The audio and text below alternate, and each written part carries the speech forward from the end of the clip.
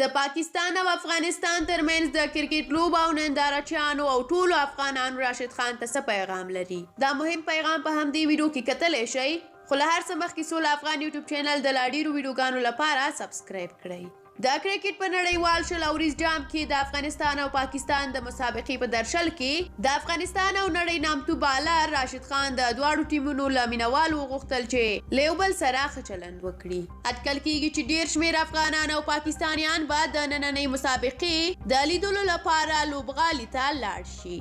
2 کاله پخوا په انګلستان کې د افغانستان او پاکستان د مسابقې پر مهال د دوو ټیمونو د مینوالو ترمنځ خو ډب شوی و. نننۍ مسابقه به د دواړو لوبډلو لپاره مهمه او له فشاره ډکه وي. په روان نړیوال شل اوریز جام کې پاکستان تر اوسه 2 مسابقې کړي او دواړه یې ګټلې دي او افغانستان تر اوسه 1 مسابقه کړې ده، خو په لوی توپیر یې ګټلې ده. راشد خان پرون په یوه خبري غونډه کې وویل یقینا له پاکستان سره مسابقه تل ښه وي، خو باید یوازې یوه لوبه وګڼل شي. د ټینګار وکړ چې لوبې د مینې پیغام ورکوي او مینوال یې باید له لوبې خوند واخلي او له ټولو مینوالو او نندارچیانو غواړم چې آرام اوسي، یوازې له لوبې خوند واخلي او هغه څه چې په 2019 کال کې وشول باید بیا پېښ نشي.